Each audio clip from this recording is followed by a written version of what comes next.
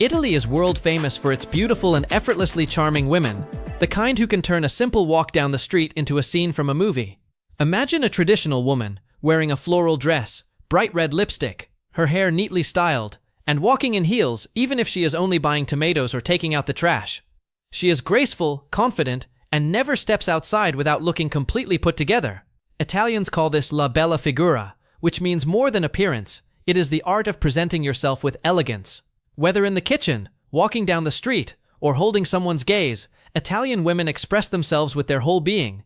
When they speak, their hands move, shoulders lift, eyes flash, lips shape every emotion. Their beauty lies not in heavy makeup, but in expressive eyes, high cheekbones, and skin touched by the sun. Italian women are friendly toward visitors, yet they never hurry. They move through life with calm confidence and charm that leaves a lasting impression. How about you? Have you ever met La Regina during your Italian adventures? Or if you want to master the art of charming Italian women on dating apps, type number 1 below. In Milan, one of the world's fashion capitals, smiling was once considered a civic duty. Back in the 19th century, city officials introduced an incredible guideline: everyone should smile in public unless you're in a hospital or at a funeral. While it's no longer a formal rule, the spirit of this law still lives on as part of Milan's unique charm. A city famous for luxury fashion and elite design chose the simplest symbol to represent itself: a smile. In Milan, smiling isn't just polite behavior, it's how you connect with the entire city. In some older neighborhoods, if you show up with an unfriendly expression during community events, you might actually get a gentle reminder from locals. It's a kind of Lombardian tradition to keep the positive energy flowing. Here's a fact that sounds impossible, but is absolutely true.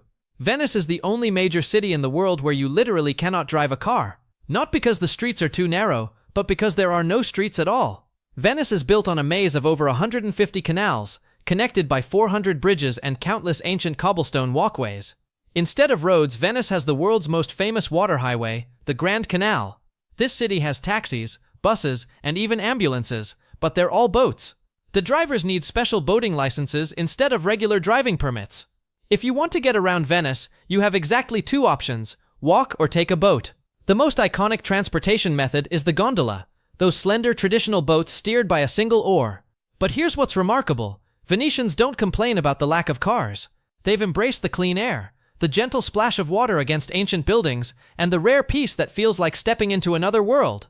This is what makes Venice a living heritage site that the entire world admires. Before continuing, if you think this video deserves to be seen by more people, please support us by hitting the subscribe button and turning on the notification bell. And if you're watching on your phone, don't just stop at the like button, tap the hype button right below. It really helps me earn a bit of extra income, and we promise to keep bringing you exciting content. In Italy, coffee isn't just a beverage, it's a sacred social ritual with unbreakable rules. Here's the most important one that every Italian knows by heart: absolutely no espresso after 11 a.m. For Italians, coffee, especially espresso, is strictly a morning ritual designed to awaken the soul and prepare you for the day ahead. But here's what's even more fascinating. In traditional cafes across Rome, Naples, and Bologna, Italians typically stand at the counter for less than 60 seconds. They order un caffè, take a few quick sips, and head out as if they're checking something essential off their daily to-do list. The concept of coffee to go basically doesn't exist in traditional Italian culture. A proper cup of coffee is meant to slow life down, even if that moment only lasts a minute. In Trieste, known as Italy's coffee capital, there's actually a complete dictionary for how to order coffee correctly. Here's something that will surprise you. Saying espresso is actually wrong. Locals simply say caffè. You need to learn the local vocabulary. Nero means espresso, capo refers to a macchiato, and gocciato means just a single drop of milk. And here's the most beautiful part. Many locals prepay for something called a caffè sospeso, which is a coffee left behind for a stranger who might need it. It's one of Italy's quietest, most generous acts of everyday humanity. What about you? Do you have any unique coffee rituals of your own? Drop a comment and let's see who's got the quirkiest one. This next fact reveals something incredibly touching about Italian family culture. In Italy, a meal doesn't begin with a toast or prayer. It starts with laying the right tablecloth for the specific occasion. For most people around the world, tablecloths are just decoration. For Italians, they set the entire emotional tone of a meal. There's a specific cloth for Sunday lunch with extended family, a different one for unexpected guests who drop by, a hand-embroidered heirloom used exclusively on Christmas Eve, and a green olive-patterned cloth reserved specifically for farewell dinners. In Italian homes, fabric doesn't just cover the table, it speaks the words that are sometimes too tender to say out loud. In regions like Umbria and Puglia, mothers have passed down heritage cloth sets through generations. These textiles are woven with the stories of countless summer meals, family arguments, tearful reconciliations, and celebrations. In the town of Modica, there's even an annual Tovaglia d'Arte festival, which translates to Art Tablecloth Festival, where people compete in embroidery and storytelling through their cloths. Some traditional textile shops still carry linens designed specifically for different emotional moods. This level of attention to the emotional atmosphere of meals shows how deeply Italians understand that food is about much more than nutrition. While Italy treasures its warm traditions of family and emotion, in another part of the world, family life takes a very different path. Have you heard of women having more than one husband? In some places, when a woman marries the eldest son, his younger brothers also become her husbands, and this is completely accepted as part of their tradition.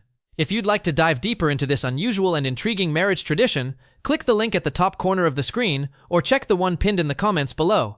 And don't forget to come back because in the next part, we'll uncover another unique aspect of culture, where Italians can communicate emotions and messages using a single part of the body. In Italy, communication isn't just verbal, it's full-body theater. For Italians, hands don't simply support speech, they are a complete language system. These gestures are so structured and meaningful that they can actually be translated like words. One specific finger pinch pushed toward the sky doesn't just ask what's going on. It conveys confusion in the most elegant and expressive way possible. Here's something incredible. Italy once had a complete official dictionary of hand gestures that recorded over 250 distinct motions, each with specific meanings. In Naples, children are actually taught to parlare con le mani, which means speak with your hands, as an essential part of local cultural education. These gestures vary significantly by region, so a hand motion that means one thing in Rome might mean something completely different in Sicily. You simply cannot understand Italians by listening to their words alone. You have to watch them speak.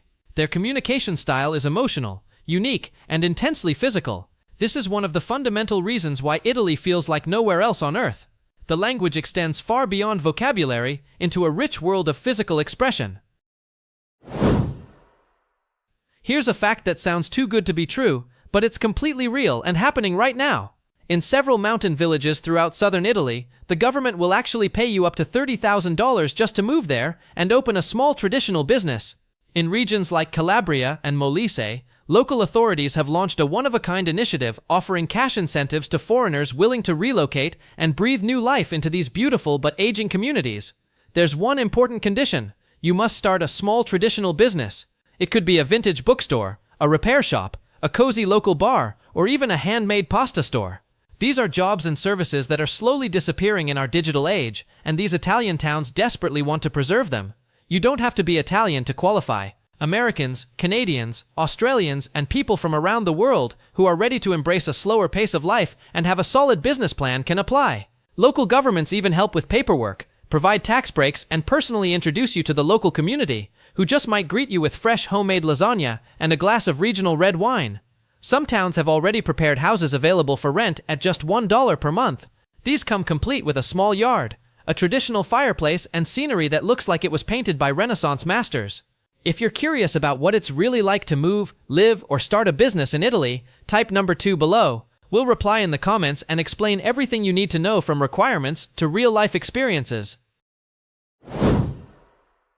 If you're looking for a truly unique experience that perfectly captures the Italian spirit of hospitality, you need to head to the Abruzzo region. Along the Camino di San Tommaso, you'll discover something that sounds like a fantasy, but is completely real: the free wine fountain. This isn't some myth or avant-garde art installation. It's an actual fountain, specially designed to serve local red wine completely free of charge, flowing 24 hours a day, 7 days a week, 365 days a year. The fountain was created specifically to offer refreshment and meaningful encouragement to weary pilgrims who have spent days walking the long, challenging route. What makes this even more incredible is that this initiative represents something much deeper than just free alcohol. It's transformed a simple human need into an act of pure generosity that beautifully reflects both Italian humanity and their deep cultural pride. This isn't just a fun tourist stop. It's a proud symbol of the locals' love for their wine and their genuine kindness toward all travelers who pass through their region.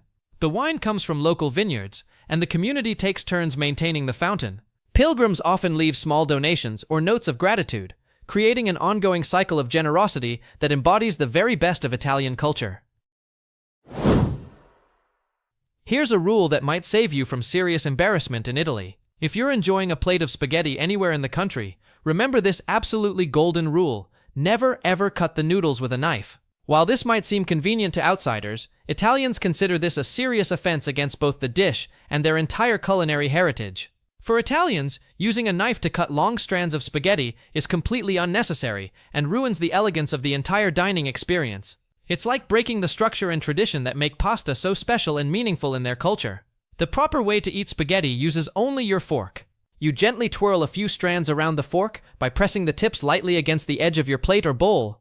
This technique creates a neat, bite-sized bundle that allows you to fully appreciate the pasta's perfect texture, known as al dente, and experience how the sauce clings to every single strand. Try to avoid using a spoon if possible. Mastering the art of twirling spaghetti with only a fork is considered a sign of true cultural appreciation and respect. This rule doesn't apply just to spaghetti, but to almost all types of long pasta, including linguine, fettuccine, and angel hair. Practice this technique, and you'll instantly earn the respect of locals who will recognize that you understand and honor their food culture. Would you be confident eating spaghetti the Italian way? No knife, no spoon, just a fork? Comment yes if you'd try it, or no if it feels too hard.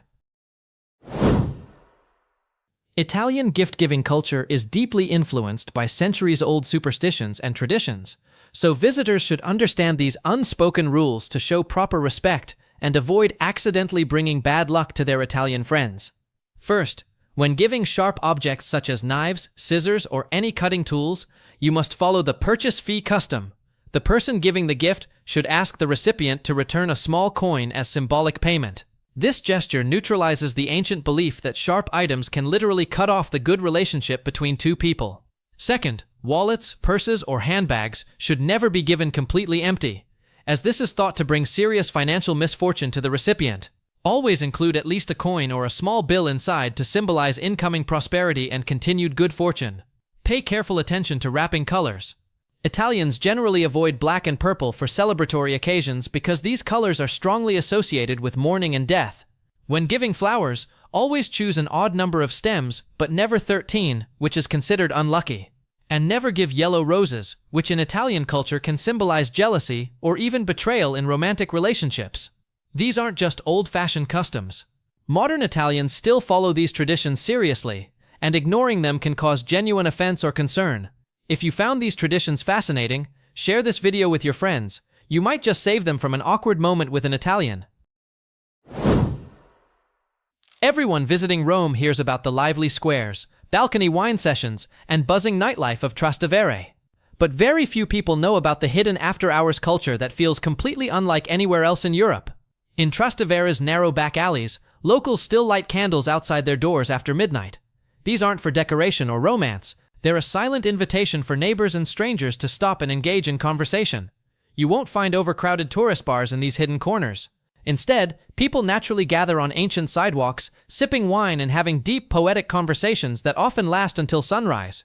There's no blasting music or loud entertainment, just the authentic sound of real Italian life. Rome is also the only city in the world with secret restaurants that open exclusively at 2 a.m., serving dishes recreated from 2,000-year-old Roman cookbooks written by Apicius, the ancient Roman gourmet. These underground dining experiences are known only to locals and require special invitations. If you're incredibly lucky, you might be invited to join a locals-only ghost tour through the Pantheon's eerie shadows, where guides share stories that have been passed down through Roman families for generations. Walk down Via del Corso at 11 p.m., and don't be surprised to see confident Italian women strolling casually with espresso cups in hand, laughing loudly during phone conversations, their dresses flowing dramatically in the evening wind. That's Rome at its most authentic and raw.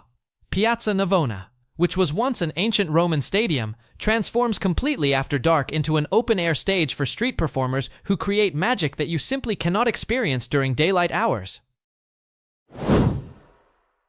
If you notice that service in an Italian restaurant feels slower than what you're used to, Understand that this isn't a sign of neglect, poor service, or inefficiency. It's actually a fundamental core of Italian dining culture that reflects deep respect for the meal experience. Italians view every meal as a leisurely, drawn-out social experience where people take their time to talk, truly savor each course, and fully enjoy the atmosphere and company. Rushing through a meal is considered almost insulting to the food, the chef, and your dining companions. Never expect your server to automatically bring the check the moment you set down your fork. They won't do this because it would be considered extremely rude, as if they were trying to rush you out the door like fast food. On the contrary, allowing you to linger at your table long after finishing your meal is a genuine gesture of hospitality and respect. When you're finally ready to pay, simply ask politely for the bill by saying, "Il conto, per favore," or "Could I have the check, please?" Only then will your relaxed, authentically Italian dining experience come to its natural, polite conclusion. This approach to dining reflects the Italian philosophy that meals are about much more than consuming food. They're about connection, conversation, and taking time to appreciate life's simple pleasures. Italy hosts some of the most incredible and unique festivals in the world, each with fascinating historical backgrounds that most tourists never learn about. The Carnival di Venezia features masks that aren't just costumes, they're part of centuries-old rituals with deep social significance. Held each February in the magical St. Mark's Square, these elaborate masks were once used as invisible passes for forbidden romantic affairs between nobles and commoners during a time when love across social class lines was strictly prohibited by law. Some of the most exclusive carnival balls were so secretive that no participant's true identity was revealed until sunrise. The masks allowed people to temporarily escape the rigid social hierarchies that normally controlled their lives. Then there's the town of Ivrea, a small alpine community where locals reenact historical events by engaging in a massive, organized battle using oranges as weapons.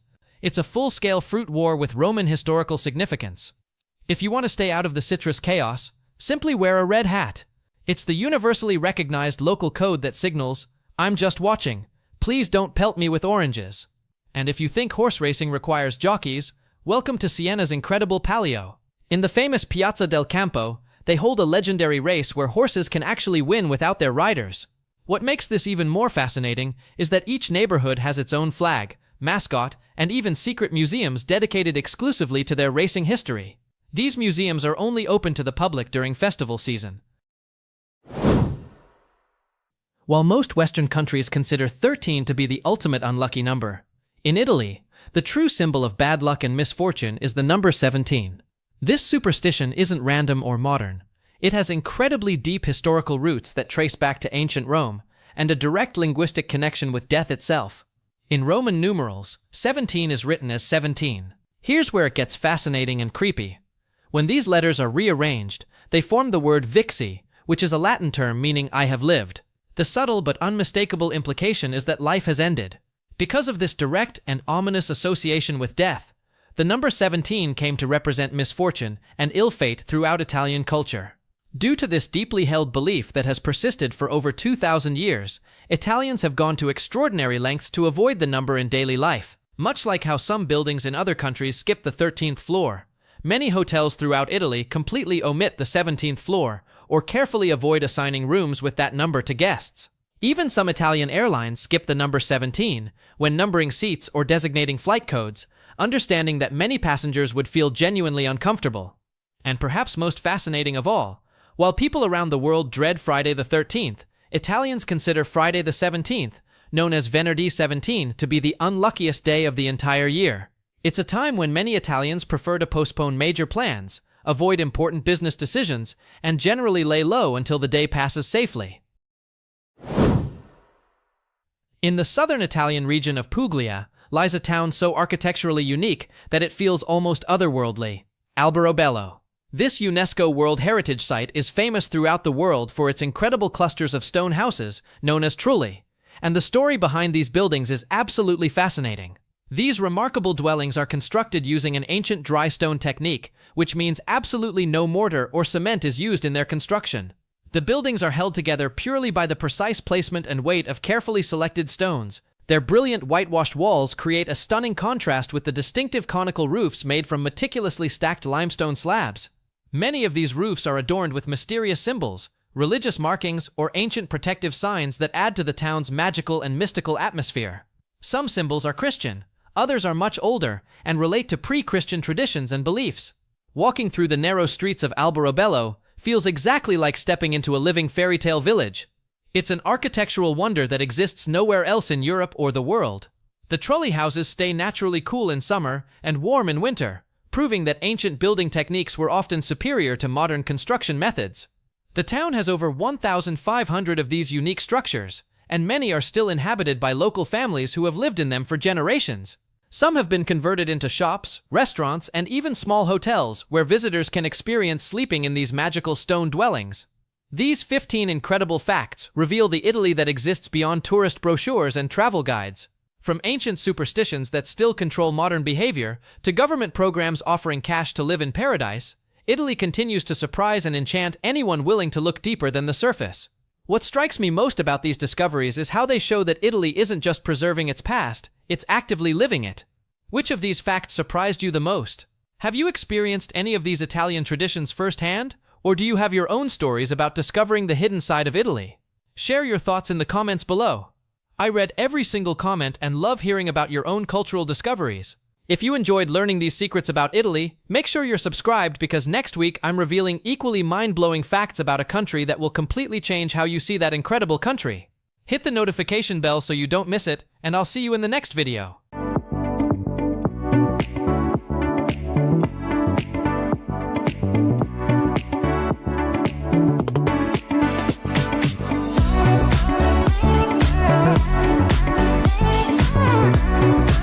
There are many places in the world with unusual realities, but few would expect that in Europe there is a country filled with castles, natural spas, and lakes where swimming without clothes is common. A land where, once each year, young men plant a tree outside the house of the woman they hope to win over. We are about to look more closely at Slovakia, one of Europe's hidden treasures. Slovakia preserves traditions as curious as the sabaka, also known as Wet Monday. On Easter Monday, men use willow branches to gently tap women, wishing them good health and fertility. Slovak women are often described as among the most beautiful in the world. This country also has unusual aspects such as underground nightlife, a love for nude bathing in its many lakes and spas, and mysterious landscapes covered by vast forests. It is also the nation with the highest number of castles per capita, which has fueled beliefs in old legends. Among them is Kati's Castle, the most famous and darkest in Slovakia. Many consider it one of the most frightening places in the world because of the story of the Bloody Countess, a woman regarded by some historians as the most ruthless in history, and believed to be entombed within its walls. Not long ago, Slovakia also experienced its own version of a gold and silver rush when mines of these precious metals were discovered. The towns that emerged from this period are still called the City of Gold and the City of Silver. These are just some of the remarkable realities of Slovakia that we will uncover in more detail. Nestled right in the center of Europe, Slovakia covers only about 49,000 square kilometers and is often affectionately called the heart of the old continent. But what it lacks in size, it makes up for in diversity. In the north, the Carpathian Mountains dominate the skyline, home to the High Tatras, peaks so majestic that locals proudly call them their mini Alps. Gorlikovsky Stit, the tallest summit at 2,655 meters, pierces the sky as a symbol of endurance and national pride. Winters here are long and white, with small mountain towns, and summers bring endless green trails filled with wildflowers. Yet just a few hours south, the landscape softens. The Danube River carves through fertile plains and vineyards, connecting Slovakia to Austria and Hungary. Slovakia has a mild continental climate with 4 clear seasons. In winter, temperatures usually stay between -2 and 3 degrees Celsius, while summer days are comfortably warm, reaching from 21 to 27 degrees Celsius. Before we move on, have you ever heard the name Elizabeth Bathory? Leave a comment below and tell us what you know about this infamous blood countess. One of the most remarkable features of Slovakia is its rich architectural legacy, which includes over 100 castles and ruins spread across the country. Although it is small in size, Slovakia holds the title of having the highest number of castles per person in the world. Each fortress preserves a piece of history, filled with stories of medieval warriors, political intrigue, and even legends that touch on the supernatural.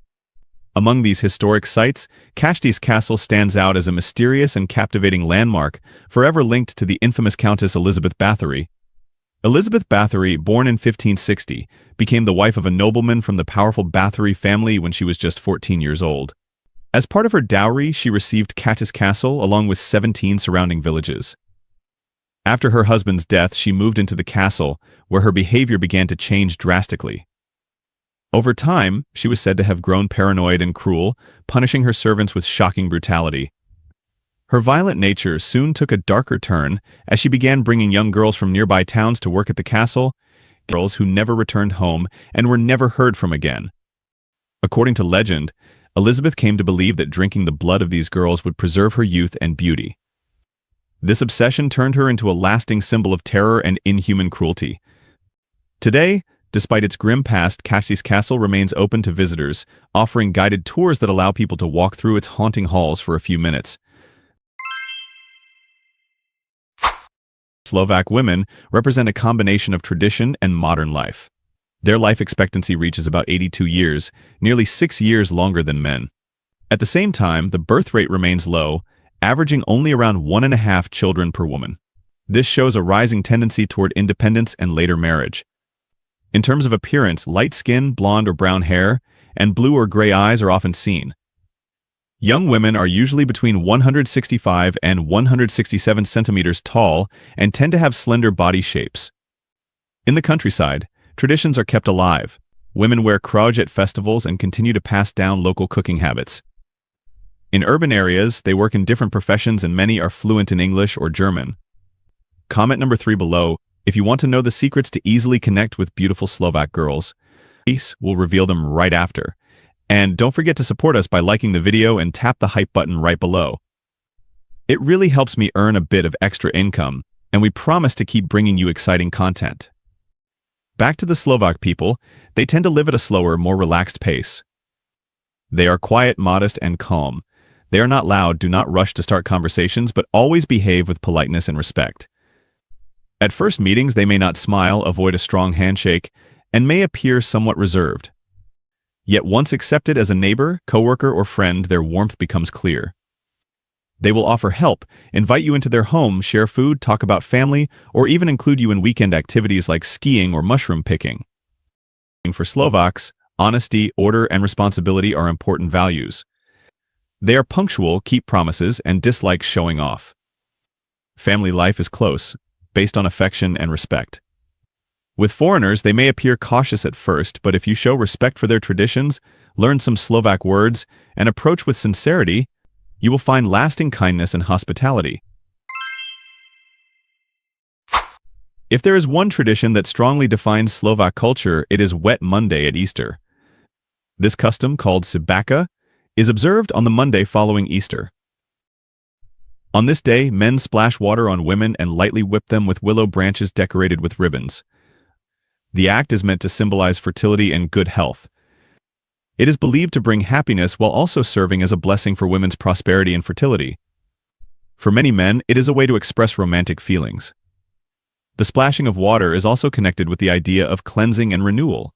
A Wet Monday becomes a joyful occasion for singles to mingle and for couples to take part in a playful and cheerful way.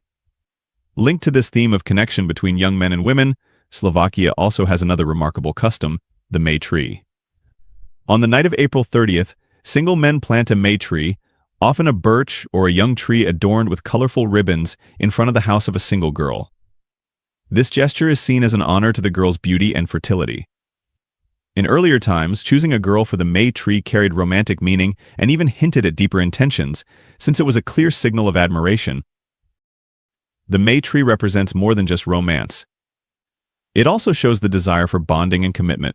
By placing the tree before a girl's home, a man openly signals his wish to court her. This tradition has led to many relationships, and each year young people look forward to its arrival with anticipation and excitement. It's fascinating that this cheerful Easter tradition isn't unique to Slovakia. Just across the border, in the Czech Republic, men also lightly tap women with willow branches, but for slightly different reasons and with their own unique cultural touch. If you think Slovakia's Wet Monday is unusual, wait until you see how the Czechs celebrate it. Click the link at the top corner of your screen or the pinned comment below to watch now. And don't forget to come back to immerse yourself in Slovakia's clothing-optional culture. In recent decades, Slovakia has emerged as one of Europe's leading places for those who enjoy a clothing-optional lifestyle. This contrast often surprises outsiders since the country has deep roots in conservative traditions. Yet public acceptance of nudism, especially around lakes, has grown steadily, where nudity is understood as a way to connect with nature and express personal freedom. The experience of living without clothes in Slovakia attracts not only the youth but also people of different ages. Across the country, there are many lakes, both natural and man-made, that provide relief during the heat of summer. One of the best-known areas for this lifestyle is Zlate Pisti, situated close to Bratislava, the capital city. The nude beaches of Zlate Pisti and Veliki Drazdiak have become popular spots for visitors and enthusiasts during the summer, offering a welcoming place for relaxation under the sun without the limits of clothing. Spas in Slovakia, much like in the wider Central European region, also embrace nudity as part of the sauna and steam bath tradition. It is seen as both healthy and practical, since it avoids moisture trapped in fabric and encourages an atmosphere of comfort and respect. Some spas dedicate specific nudist days, often called textile-free days, when nudity is permitted or required in all areas. Among these, the Piestany Spa is the most famous, known worldwide for its thermal waters and unique mud treatments. Bratislava, the capital of Slovakia, is a remarkable city where history is deeply woven into its culture and architecture. One of its most intriguing features is that it is often called the City of Many Names, a title that comes from the different names it has carried over time. In the Middle Ages it was known as Istropolis, later called Pressburg under the Austro-Hungarian Empire, and in Hungarian it was referred to as Pozsony, a name still used in Hungary today. It was not until 1919, with the founding of Czechoslovakia, that the city officially received the name Bratislava, a reflection of its layered history and cultural identity. Among the city's architectural highlights, the most striking is the radio building, famous for its unusual design shaped like an upside-down pyramid. A daily custom in Slovakia, also seen in Bratislava, is the habit of removing shoes before entering a home. Much like other traditions connected to lifestyle and well-being, this practice is meant to keep the house clean and to preserve a sense of balance. Guests are welcomed with the same courtesy, and they too are expected to follow this tradition. Perhaps the detail that most captivates visitors to this medieval city is its lively nightlife. In Bratislava, many bars are located underground, which gives them a special appeal. Hidden below the surface, these places offer warmth and comfort, making them ideal retreats from the cold weather outside. Without windows, the atmosphere becomes more intimate, where gentle lighting and soft background music create a setting that feels both inviting and enchanting. Beyond the capital city of Bratislava, Slovakia offers many places filled with legends, natural wonders, and mystery. Among them, Banská Štiavnica and Kremnica stand out as two remarkable examples that reflect the spirit and beauty of this country. The historic architecture of Banská Štiavnica, with its Baroque churches and brightly painted houses, speaks of its mining past. Known as the Silver City, it was once a leading hub for silver extraction. Today, its heritage is preserved in museums and celebrated through festivals that honor its history. Alongside the Silver City is Slovakia's city of gold, the town of Kremnica. Since the 13th century, gold mining has shaped its destiny and secured its place as one of Europe's wealthy centers. Kremnica resembles a fairy tale setting with stone-paved streets and centuries-old buildings that invite visitors to discover its past. Local legends also add to its charm. One tale says that the lords of Sasovsky Castle discovered gold after finding grains inside a partridge during a hunt, guiding them to dig and uncover the mines that gave birth to the city. Another story tells of a cat that revealed hidden gold, but whose greedy owners met a tragic fate when their daughter refused to share with starving miners. Every country tells its story through its symbols, its capital, its flag, and even the drink people share in celebration or comfort. The Slovak flag is another powerful expression of identity. Its three horizontal stripes, white, blue, and red, represent the shared Slavic heritage that unites Central and Eastern Europe. But it's the national coat of arms, resting proudly on the left side, that tells Slovakia's personal story. The double white cross, standing on three blue hills, symbolizes faith, resilience, and the country's mountainous landscape, the Tatras, Fatra, and Matra ranges that form its natural crown. Every time it waves, it reminds Slovaks of their endurance and unity through centuries of change. And then there's Kofola, Slovakia's beloved national drink, a sweet, dark cola born during communist times when Western brands were banned. Unlike Coca-Cola or Pepsi, Cofola's flavor is herbal and slightly tangy, made from a blend of natural extracts and fruit essences.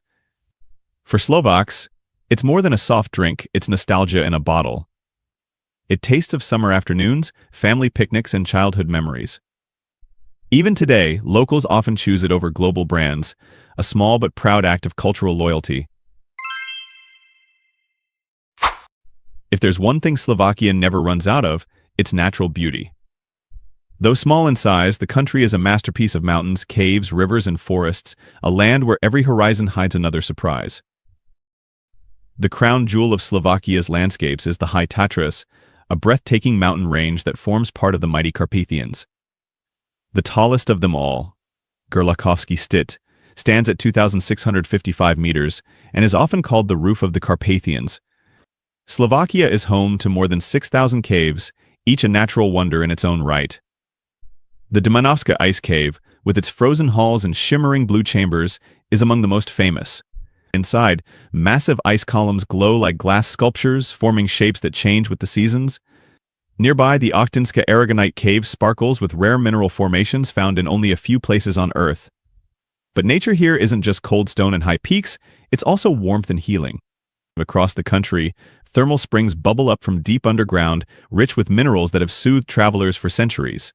The spa town of Piestiny, famous for its curative mud and hot waters, attracts visitors from around the world seeking relief and renewal. Here, wellness feels timeless, a gentle harmony between earth, water, and human spirit. Wander through Slovakia, and you'll soon feel as though you've stepped into a storybook. In the capital, one building captures this magic perfectly, the Blue Church of St. Elizabeth in Bratislava. With its pastel blue walls, rounded towers, and delicate white trim, it looks like something built for a dream rather than a city. Designed in the early 20th century in the Art Nouveau style, the church is loved by locals for its gentle, whimsical beauty. Travel north into the mountains, and you'll find Vielkalike, a UNESCO World Heritage Site frozen in time. This tiny village, with its wooden houses painted in soft yellows and greens, feels like a living museum of 18th century rural life. A few hours away lies another hidden gem, the village of Sikmany, famous for its white geometric patterns painted on dark wooden cottages. The designs, delicate spirals, hearts, and crosses, aren't just decoration, they're a language of symbols meant to protect homes from misfortune. Each pattern has meaning, and together they form a village-sized tapestry of Slovak folklore. No country in the world has more castles per capita than Slovakia, more than 100 of them scattered across mountains, valleys, and ancient forests. One of the grandest of them all is Spies Castle, a UNESCO World Heritage Site and one of the largest castle complexes in Central Europe. Rising high above the valley, it looks like something out of a medieval epic. Further north, Orava Castle clings dramatically to a rocky cliff above the Orava River. It's often called the most picturesque castle in Slovakia, and for good reason. Built in layers that rise like a staircase to the sky, it has watched over the land since the 13th century. But beyond these stone giants, Slovakia's legends live in its people, none more famous than Juraj Janosik, the country's own Robin Hood. Born in the late 1600s, Janosik was a young soldier who became an outlaw and became a symbol of justice and rebellion. Tales say he stole from the rich to help the poor, outwitted the authorities, and roamed the mountains with fearless grace. His capture and execution only made him a legend, a hero who stood for freedom against oppression.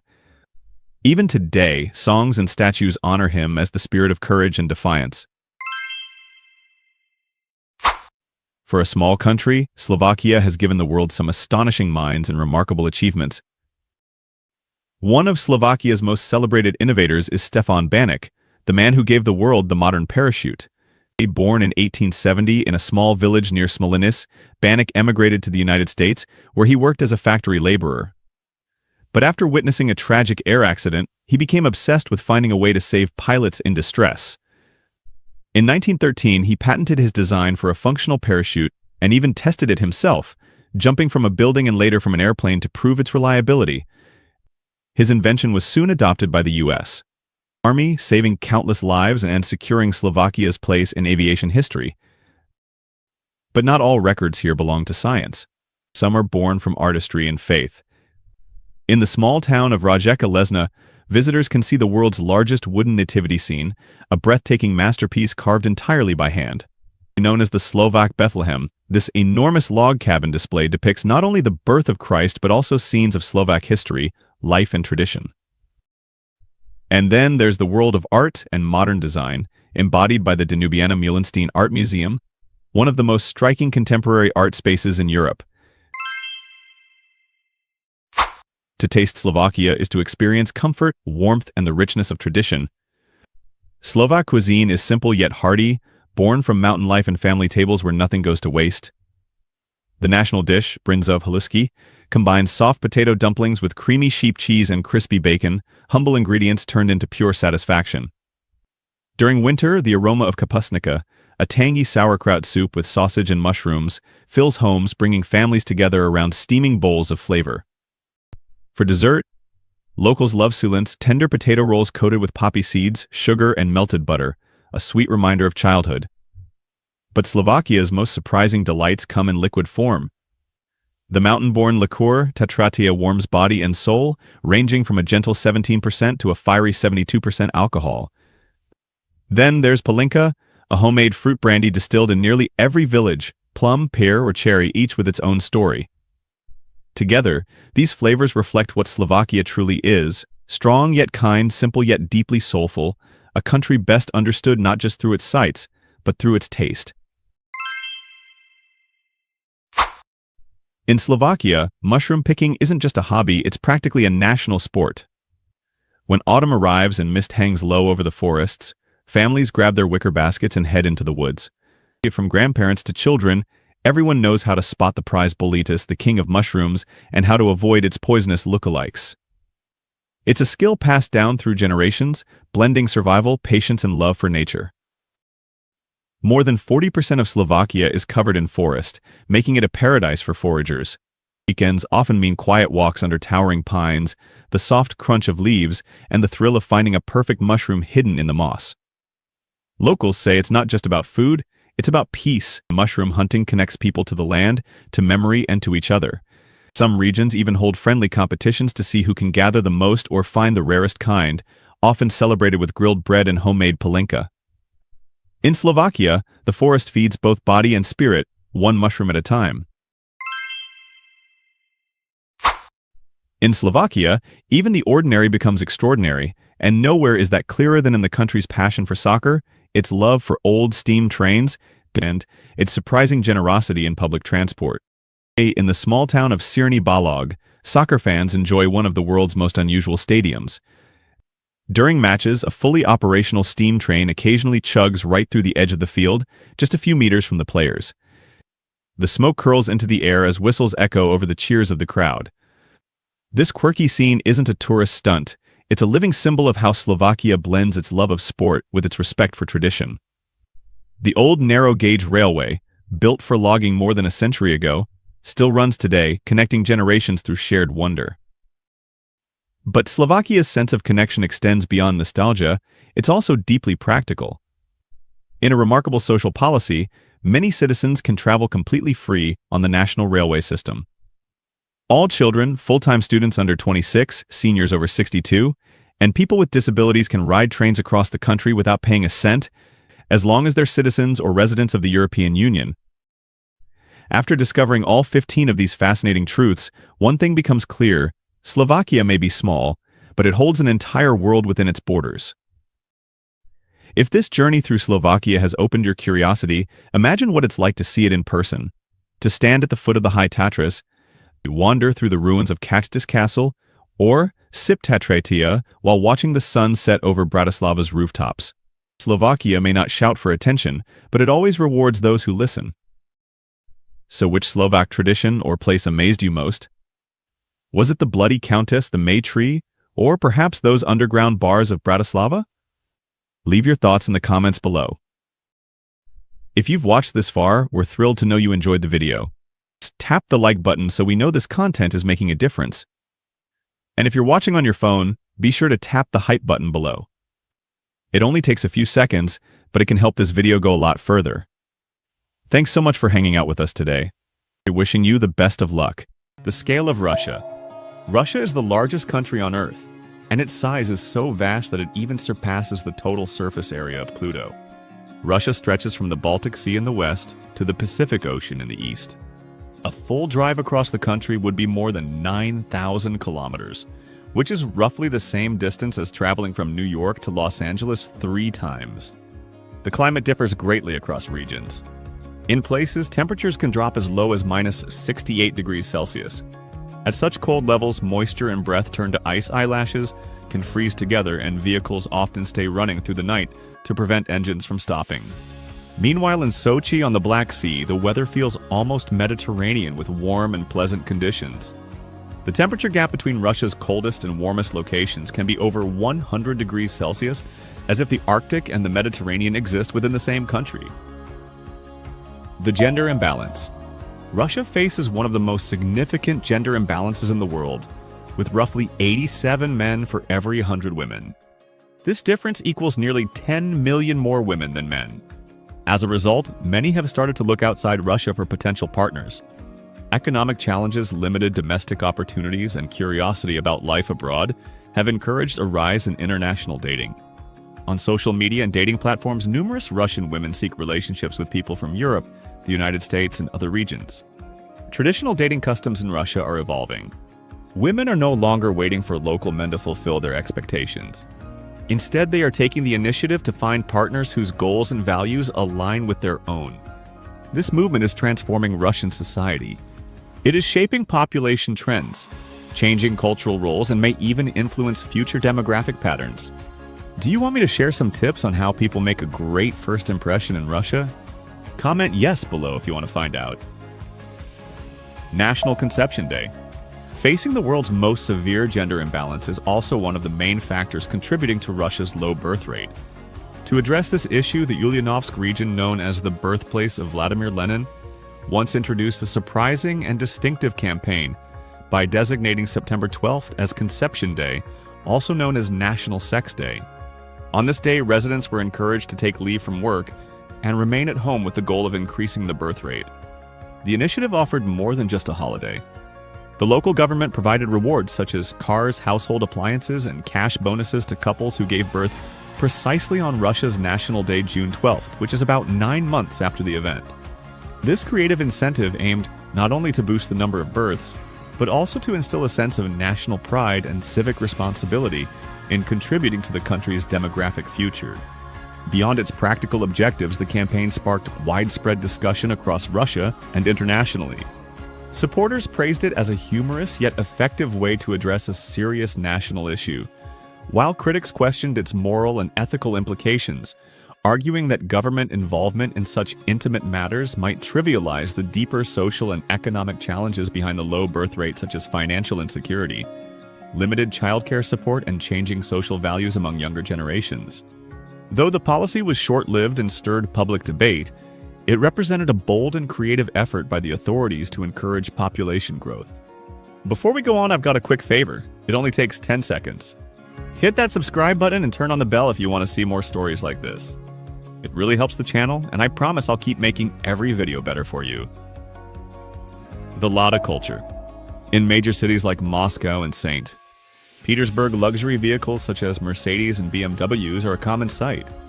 However, beyond these urban areas on snowy, muddy roads filled with potholes, one car dominates the landscape: the Lada.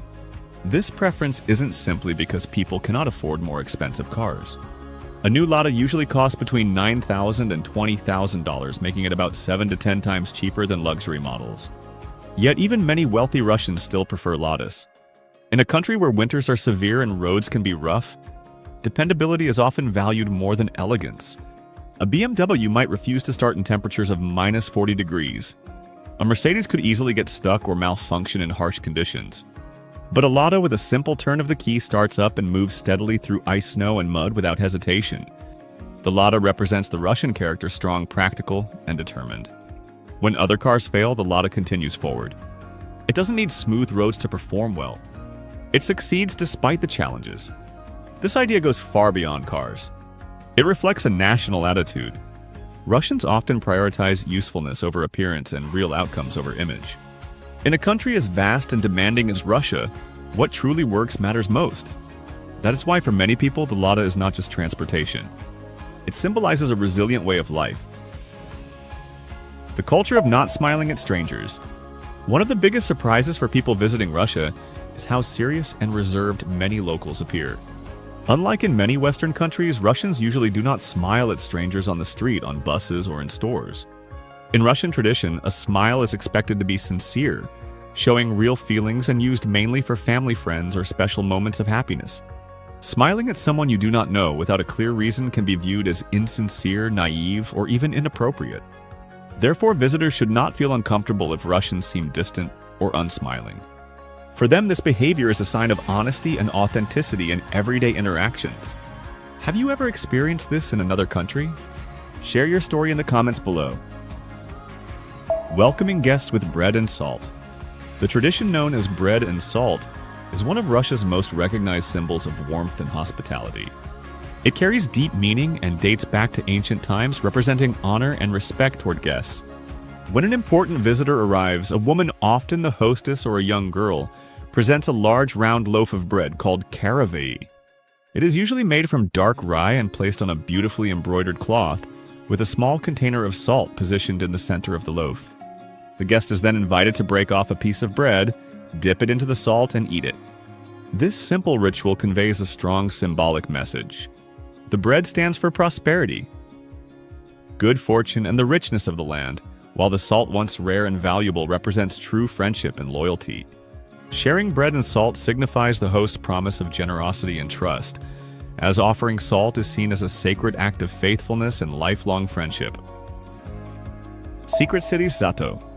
Across Russia, there are around 60 closed cities known as Zato, meaning closed administrative territorial formations. These places are direct reminders of the Soviet period and remain completely off-limits to foreigners. Even Russian citizens must obey strict entry and exit regulations. Many of these cities house military installations, nuclear research facilities, or classified weapons production sites. Their secrecy is so strict that several are missing from public maps and are instead identified by code names or numbers, such as Arzamas 16, which was later renamed Sarov. While daily life inside them appears normal, residents must have special authorization to invite relatives or guests to visit. This hidden network of cities reveals Russia's enduring emphasis on national defense and secrecy, forming a concealed world that most people will never see. Extreme cold. Some areas of Russia are so cold that it seems almost impossible for people to live there. In Oymyakon, known as the coldest permanently inhabited place on Earth, temperatures can fall to minus 68 degrees Celsius. At that point, water freezes while falling ink solidifies inside pens, and car engines must keep running all day and night to prevent their batteries from dying. Yet daily life continues. Children still attend school, adults go to work, and families gather together at home. In regions such as Yamal and Yakutia, the temperature can become so extreme that even the police cannot rely on cars. Instead, they patrol using reindeer, which proves to be an effective way to move around when engines cannot operate in such freezing weather. In Chukotka and Nenets, residents deal with another danger: polar bears. These large animals sometimes wander into towns at night. Officials often warn people to stay inside, and there have even been reports of bears approaching homes or tapping on doors. What stands out most is how people adapt to the cold. When spring comes and temperatures rise to around 0 degrees, locals celebrate. They lie on the snow to enjoy the faint sunlight after long, dark months. Many even eat ice cream outdoors in minus 30 degrees. In big cities like Moscow and St. Petersburg, winter never stops street vendors from selling frozen treats. For many Russians, the cold is not just a part of the climate. It is a defining feature of their lives. Their bond with the harsh weather is something few outsiders can truly understand. But if you want to experience something completely opposite to this freezing life, check out a unique destination, a fully official nude beach where visitors can enjoy rare freedom and privacy found nowhere else. Click the link at the top of the screen or pinned in the comments to explore this place. And don't forget to come back, because in the next part I'll reveal some of the most unusual modes of transportation in Russia that you probably have never heard of. Peter the Great's beer tax? During the 18th century, Emperor Peter the Great introduced a daring social reform aimed at modernizing Russia's upper class. He believed that the traditional long beards worn by Russian men symbolized an old-fashioned way of life. To encourage a more European appearance, he created an unusual tax on beards. Men who wished to keep their facial hair had to pay a fee based on their social standing. In exchange, they received a small copper or silver token, engraved with an image of a beard and the words, "The tax has been paid." This served as official proof that they were allowed to keep their beards. Without the token, a man risked having his beard forcibly shaved. This rule showed not only Peter's firm control, but also how political authority could influence cultural identity and personal appearance in Russia during that era. Fascinated by this quirky piece of history, I can share this story with friends who love surprising facts about Russia. Tea culture. Tea holds a special place in Russian life. It is more than just a warm drink. It represents tradition, hospitality, and in the long, cold winters, comfort and survival. Russians treat tea as a moment to slow down and connect. Tea time is a ritual where family and friends come together to talk and share stories. At the center of this tradition is the samovar, a metal kettle that keeps the tea hot while everyone gathers around it. The Russian way of sweetening tea is also distinctive. Instead of stirring sugar directly into the cup, people often hold a sugar cube or a spoonful of honey in their mouths as they sip. The sweetness melts slowly, blending with the taste of tea and creating a rich, layered flavor with every drink. Tea is always served with food. These are not just simple snacks, but a variety of treats such as fruit preserves, baranki cookies, dark bread, and sometimes even caviar for special occasions. Together they form an experience that feels deeply tied to Russian culture. The act of sharing tea also carries social meaning. Offering tea to a guest is more than a courtesy. It is a sign of warmth and friendship. A visitor is almost always invited to drink tea before leaving, and refusing can seem impolite as it means turning down a gesture of connection. During the long winter months, tea houses become places of gathering where people find both warmth and companionship. Preparing and drinking tea together creates lasting bonds. This tradition has endured wars, political shifts, and social changes because it satisfies a simple, timeless human desire for comfort and closeness. Beer was once not considered an alcoholic drink. One of the most unusual facts about Russian life is that beer was not officially classified as an alcoholic beverage until 2013. Before then, any drink containing less than 10% alcohol, including most beers, was legally treated as a non-alcoholic product, similar to soda or juice. This loose definition had wide effects. Beer could be sold freely in public places at any hour, even from small kiosks or near schools, without facing the same restrictions as stronger alcohol. This easy access led to a sharp rise in beer consumption and contributed to growing health and social problems linked to alcohol use across the country. Russian ballet. Russian ballet is more than a performing art. It stands as one of the greatest symbols of artistic achievement in human history.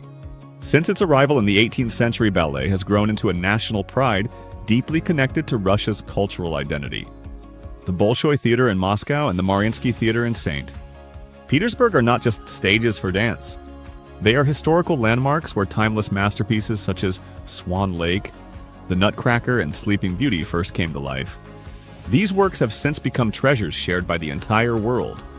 What distinguishes Russian ballet is its remarkable discipline and emotional depth. Dancers devote many years to their training following demanding routines that test both strength and endurance. Their days consist of long hours of practice, physical conditioning, and artistic refinement. The purpose is not only flawless skill, but transformation. The dancer's body becomes a storytelling instrument, and every motion turns into emotion. In Russia, ballet is more than a profession. It is a lifelong identity. Dancers must combine the stamina of athletes with the sensitivity of actors. They do not simply move to music. They express meaning through every gesture. Each movement is filled with emotion, capable of bringing audiences to laughter, awe, or tears. Russian ballet is celebrated for its spirit. Performers are taught to go beyond technical mastery and fill each role with genuine feeling. This emotional truth in movement is what makes Russian ballet unforgettable and deeply moving. Its impact reaches far beyond Russia's borders. Russian teaching methods, choreography, and artistic philosophy have shaped ballet companies around the world. To witness a ballet performance anywhere is to feel the influence of Russian tradition. Watching a show at the Bolshoi or Mariinsky is not merely entertainment. It is the experience of centuries of devotion, discipline, and artistry coming to life. It is beauty that touches the heart and remains in memory long after the curtain falls. Vodka culture. Vodka in Russia represents far more than a simple beverage. It holds deep ties to the country's history, traditions, and social customs. Usually made from wheat, rye, or potatoes, Russian vodka contains about 40% alcohol. Its clarity and smoothness are the result of centuries of refinement and attention to detail. However, what truly defines vodka in Russia is not how it is produced, but how it is shared. Drinking vodka follows well-defined customs. It is never taken casually or without meaning.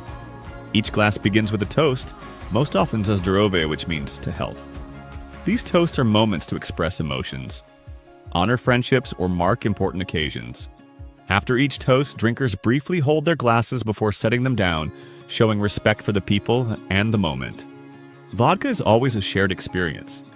It is not meant for solitary drinking, but for bringing people together in both joyful and solemn times, strengthening bonds among family and friends. Food is a key part of this tradition.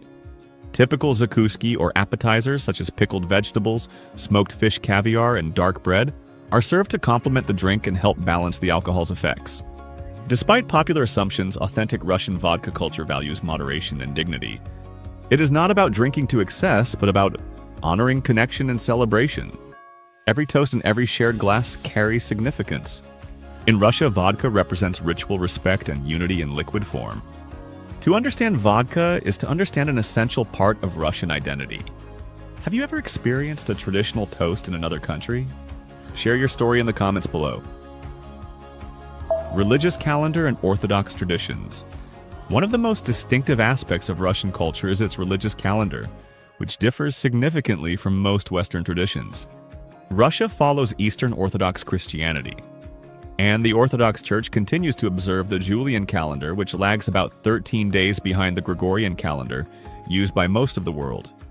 Because of this, Russians celebrate Christmas on January 7th instead of December 25th, making it a unique and spiritually meaningful occasion for many families. This calendar difference has shaped not only the rhythm of religious life, but also the cultural traditions surrounding holidays. As a result, New Year's Day has become the most important family and national celebration in Russia.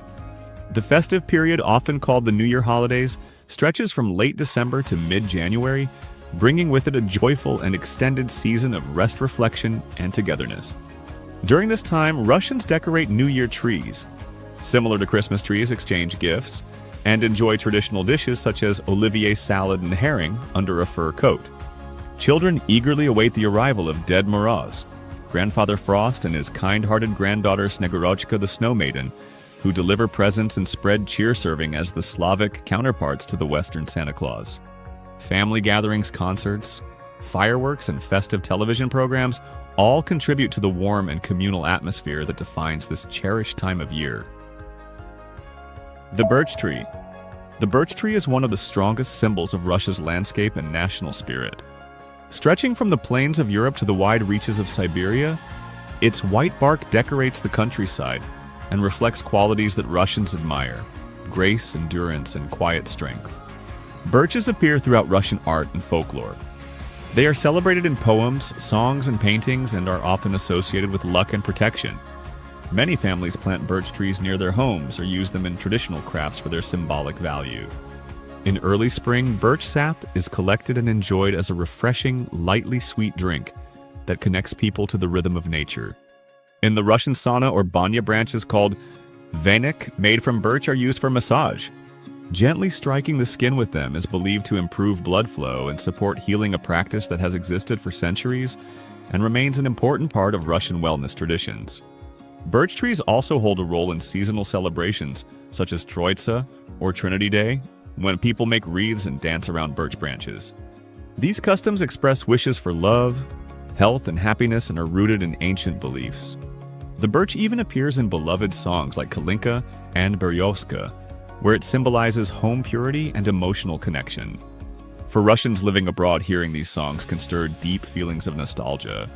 More than just a tree, the birch stands as a living symbol of Russia, resilient, elegant, and intertwined with the heart and soul of the nation. Russia is a land of contrasts and surprises, where history, culture, and human resilience come together in fascinating ways.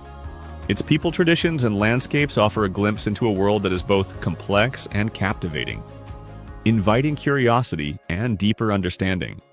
If you enjoyed this journey, comment below which part intrigued you the most. Give a like and share with friends who love discovering unique cultures. Don't forget to subscribe and hit the bell for more amazing stories from around the world.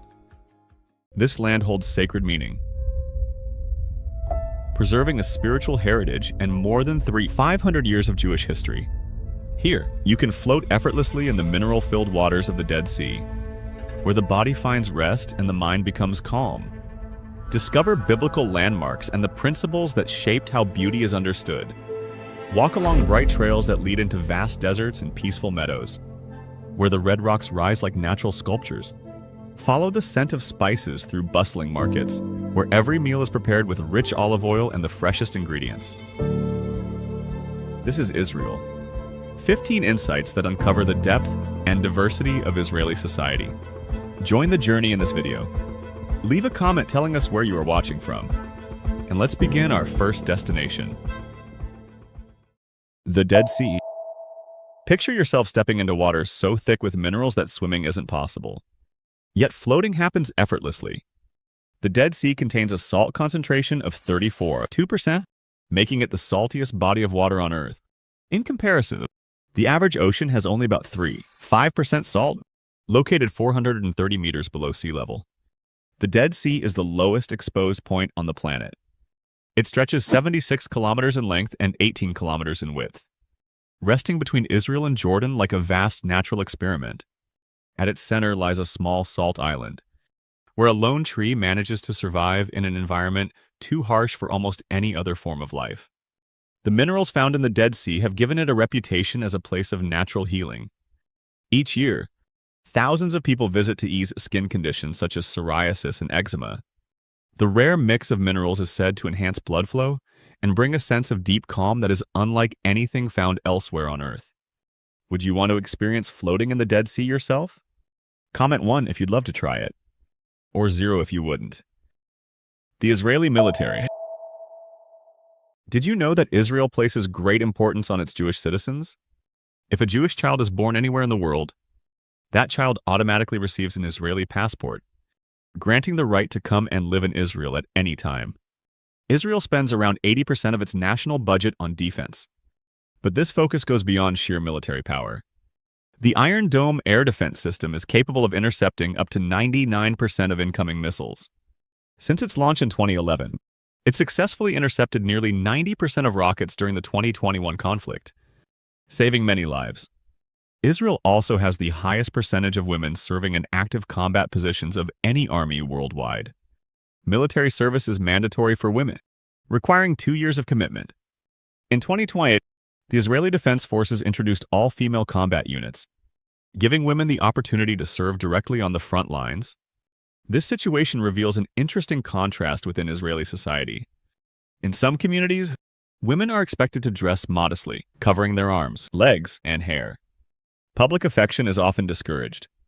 Yet many of these same women are trained soldiers skilled in combat, cybersecurity, and advanced military operations.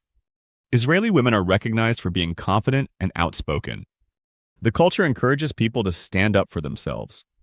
For example, if an American child is bullied, adults might say they will talk to the other child's parents.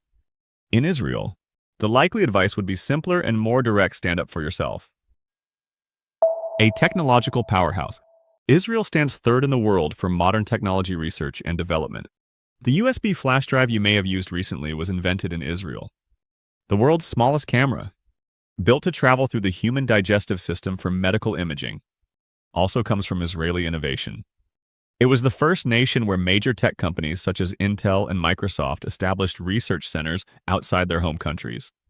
Soon after, Google, Apple, Facebook, and Motorola joined in, earning Israel the title Silicon Wadi.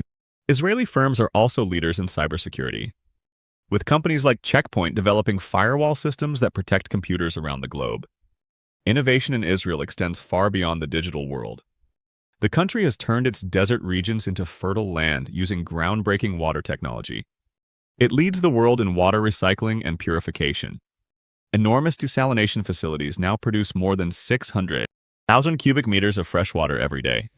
And by 2050, they are expected to meet about 70% of Israel's water demand. This drive for progress is deeply connected to Israel's intellectual history. In 1952, Albert Einstein, one of the most influential scientists in history, was offered the presidency of Israel. He declined, partly due to his concerns about the treatment of Palestinians. Yet his connection symbolizes the spirit of curiosity and knowledge that continues to shape Israeli innovation. Enjoyed the video? Don't forget to hit like and tap hype if you're watching on your phone. Every hype helps this video reach more people. And make sure to subscribe so you won't miss our next great content. Walking where Jesus walked. Bethlehem, believed by Christians to be the birthplace of Jesus, is a real location that visitors can explore. Inside the Church of the Nativity, a silver star marks the exact spot where Mary is said to have given birth to Jesus. Only a few steps away is the place where the manger once stood. 2,000 years ago, this site was a dark cave. Today, it has become a church that welcomes people from all over the world to pray and reflect. The blend of ancient meaning and present-day life is powerful. Nearby stands the Cave of the Innocents, a memorial to the children killed during King Herod's massacre of infants under 2 years old. The Via Dolorosa, or the Way of Suffering, is the route Jesus took while carrying his cross. Visitors can walk along the same path today, though the experience may feel different than expected. Instead of a quiet and solemn atmosphere, the streets are alive with the noise of markets, car horns, and scooters weaving through narrow lanes. You might even notice a McDonald's sign amid the ancient setting. One surprising fact about modern Bethlehem and Nazareth is their changing demographics. These cities, once primarily Christian, are now mostly Muslim. In 1925, Christians made up about 30% of the population, but today they represent only around 1%. Many Christian families have left due to financial hardship and ongoing conflict. It is possible that within the coming decades, the Christian population in the Holy Land could nearly disappear. And can you believe that somewhere in the world, when a woman loses her husband, she not only endures the grief of loss but is also forced to go through harsh rituals? Discover this controversial truth in the video at the top corner of the screen or through the direct link in the comments. And don't forget to come back, because in the next part we'll uncover some bizarre and unique facts you've probably never heard of, found only in Israel. The world's only Jewish state. Israel is the only Jewish nation on earth. Founded on May 14, 1948, however, the bond between the Jewish people and this land reaches back about 800 years, making it the longest continuous relationship between a people and their homeland in human history. What makes this story extraordinary is the theme of return. After the first temple was destroyed by the Babylonians and the second temple by the Romans, Jewish people were dispersed across the world for almost 2,000 years. Yet a small group always remained connected to this land. No other nation in history has managed to return and rebuild in their ancestral homeland after such a long and widespread exile. When the Jewish people came back, they did more than reclaim their roots. They rebuilt their country and turned it into a modern, thriving state. This remarkable achievement also gave rise to one of the most complex and lasting conflicts in the modern world. The return of the Jewish people to their homeland sparked nearly a century of tension with Arab and Palestinian communities, who also see this territory as their ancestral land. Each side views the other as outsiders, even though both share deep historical ties to the same place. Israeli women. Israeli women are unique and impossible to define in simple terms. They are often seen as confident, intelligent, kind, and strong-willed. Many have served in the military, which gives them a sense of discipline and courage. They are not easily intimidated. They understand their value, and they freely share their opinions. These qualities reveal interesting contrasts within Israeli society. In religious neighborhoods, traditions are followed closely. Women dress modestly, covering their arms, legs, and hair. Men avoid wearing shorts, and public affection is rarely seen. Yet from these same communities come women who lead technology firms, serve in combat roles, and take part in one of the most outspoken cultures in the world. In Israel, being assertive is encouraged for everyone, regardless of gender. People are expected to defend their views and handle challenges directly. This doesn't mean Israeli women have greater equality compared to men than women in other countries. Instead, It reflects that the entire culture values directness and confidence. It's a place where honesty often matters more than polite conversation. And even today, many of their ancient customs, including the traditional dietary laws, continue to be practiced and respected. Do you want to see more surprising facts like this? Comment below yes or no, so I'll know how to serve you better. A culinary journey through history. Israeli food reflects the story of a nation shaped by immigrants from many different parts of the world. It combines the bold spices of the Middle East, the freshness of Mediterranean cooking, and the traditions of Jewish cuisine. Falafel, the crunchy balls made from chickpeas, are the country's most beloved street food. Shawarma, made from thinly sliced and grilled beef, lamb, or chicken wrapped in pita bread, perfectly represents the blend of cultures that defines Israel today. To truly understand Israeli cuisine, it's important to understand the kosher dietary laws, which are more detailed than many people think. Kosher rules carefully define which foods are allowed and how they can be prepared. Only animals that chew their cud and have split hooves are considered kosher, such as cows, sheep, and goats. Pigs, rabbits, and horses are not permitted. For seafood, only fish that have both fins and scales are acceptable. This means fish like salmon, tuna, and trout are kosher. But shellfish such as shrimp, lobster, and clams are forbidden. One of the best-known kosher rules bans the mixing of meat and dairy. This doesn't just mean no cheeseburgers. Kosher kitchens keep separate dishes, utensils, and cooking areas for meals containing meat and those containing dairy. These traditions have created a unique food culture. Some restaurants serve only meat dishes and no dairy, while others serve only dairy and no meat. Many Israeli families keep kosher homes even if they aren't very religious, because these customs connect them to thousands of years of Jewish heritage and identity. Jaffa. One of Israel's most extraordinary places is Jaffa, known as one of the oldest continuously operating seaports in the world. This ancient harbor has been active for more than 7,000 years. Long before the rise of ancient Egypt, archaeological findings show that Jaffa has always been a meeting point for cultures, connecting Muslims, Christians, and Jews through centuries of trade and travel. Jaffa appears in both religious and historical texts. In the Hebrew Bible, it is mentioned as the port from which Jonah set sail before his encounter with the great fish. During the time of King Solomon, Jaffa served as the gateway for Lebanese cedar trees brought from Tyre to Jerusalem for the construction of the temple, materials regarded as the finest in the ancient world. Today, Jaffa remains a living piece of history. The old port still supports fishing and local commerce while attracting visitors from around the globe.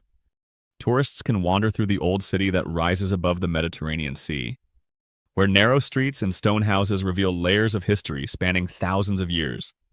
What makes Jaffa truly fascinating is its reflection of Israel's cultural diversity. Arab and Jewish families have lived here side by side for generations. Its architecture blends Ottoman, British, and modern Israeli styles. The food scene combines traditional Middle Eastern recipes with creative modern dishes.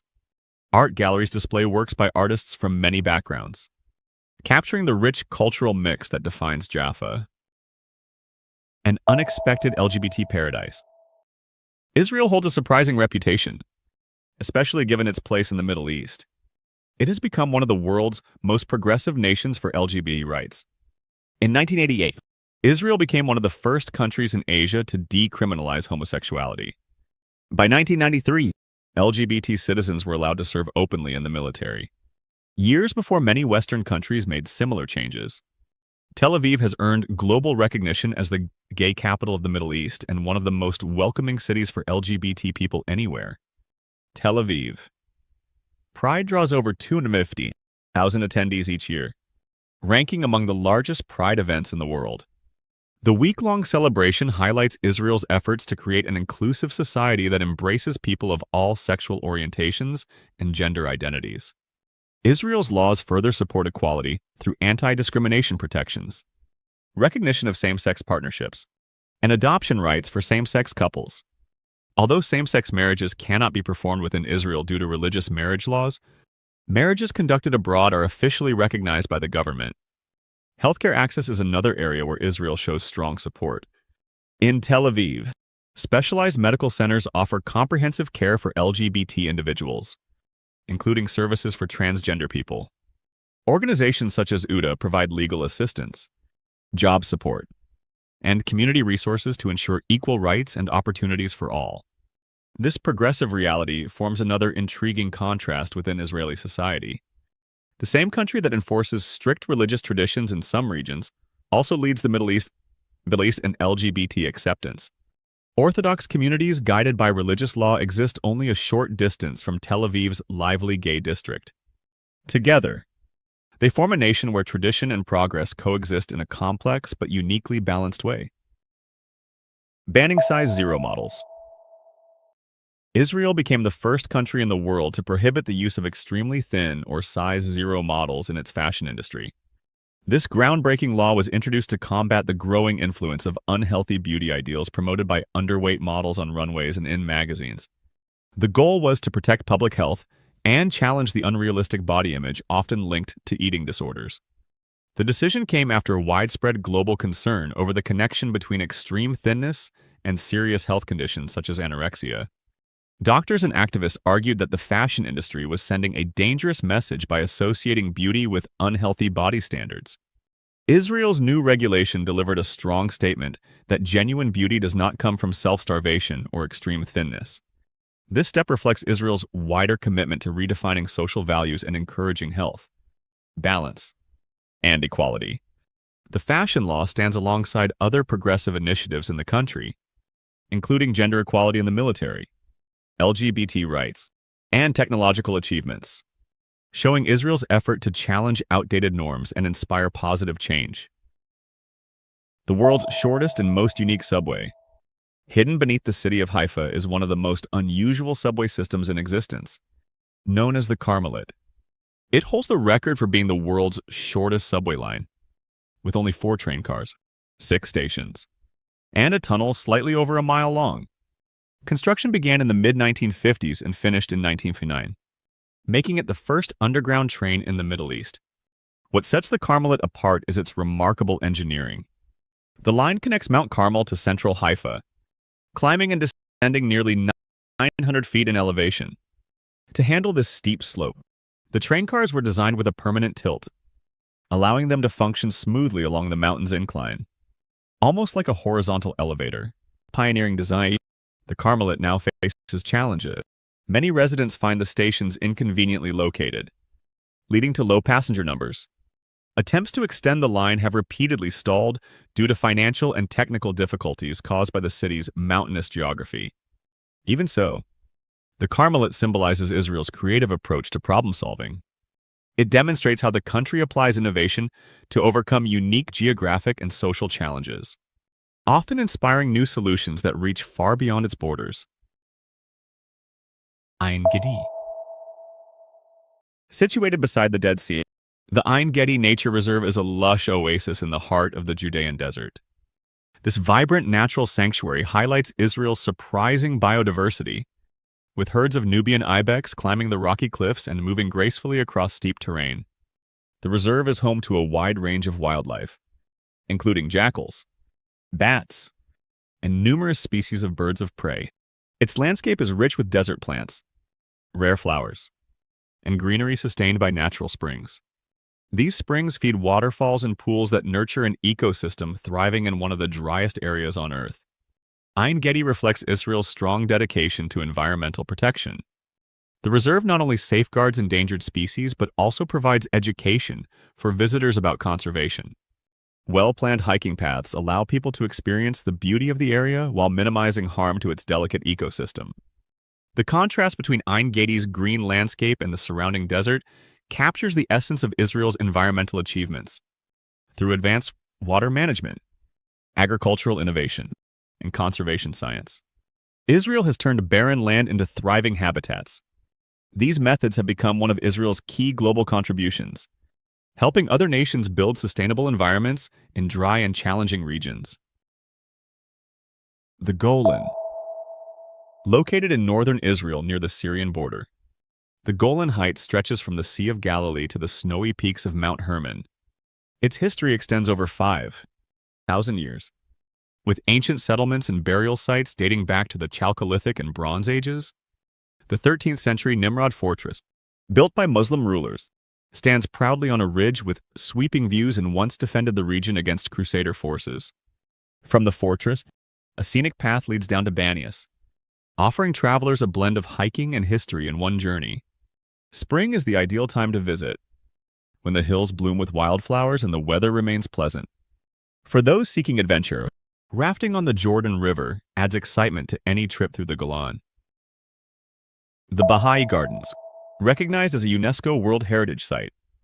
The Baha'i Gardens attract hundreds of thousands of visitors each year. At their heart lies the Shrine of the Bab, the holiest site in the Baha'i faith and a peaceful place for contemplation. In Haifa, the gardens unfold across 19 terraces cascading down the northern slope of Mount Carmel. They feature manicured hedges, gravel walkways, and vibrant flower beds, all maintained with exceptional care. From various viewpoints, visitors can enjoy breathtaking views of Haifa, the Galilee Hills, and the Mediterranean Sea. The grounds also include 9 circular sections with pools, sculptures, and shaded groves that add to the serene atmosphere. Designed by Iranian architect Fariborz Sahba, the 200 square meter complex was entirely funded by contributions from Baha'i followers around the world. Free tours are available daily in multiple languages, with the English tour held at noon and no reservation required. Each visit lasts about 45 minutes and includes a walk of roughly 600 steps from the main entrance to the shrine. Visitors are advised to wear comfortable shoes and can watch a short film afterward to learn more about the Baha'i faith. Arbel Cliff, carved from massive layers of limestone and dolomite. The Arbel Cliff is one of Israel's most dramatic natural landmarks. It towers over the lower Galilee, offering panoramic views of the Jordan Valley and the lands beyond. Standing 181 meters above sea level and 390 meters above the Sea of Galilee. The cliff is part of the Arbel Nature Reserve, which also includes Mount Nitai, Mount Tabor, the Horns of Hattin, and the Arbel Plateau. The area is rich in wildlife and plant species, making its preservation essential for protecting local biodiversity. Once known as a dangerous climb, Arbel has become a favorite hiking destination thanks to improved safety measures. The trail rewards visitors with some of the most stunning views in Israel. Along the descent, hikers can explore ancient cliff dwellings, including 17th century structures built by the Druze community and remnants of old Jewish villages carved into the rock. At the base lies Wadi Hammam, a modern village easily visible from the high lookout above. If these insights intrigued you, remember to subscribe. I'd love to hear your thoughts about these contrasts in Israeli life. Which fact surprised you the most? Have you encountered similar cultural contradictions in other parts of the world? Share your experiences in the comments below. Thank you for joining me on this journey through the real Israel. I'll see you in the next video, where we continue uncovering the hidden truths of our extraordinary world.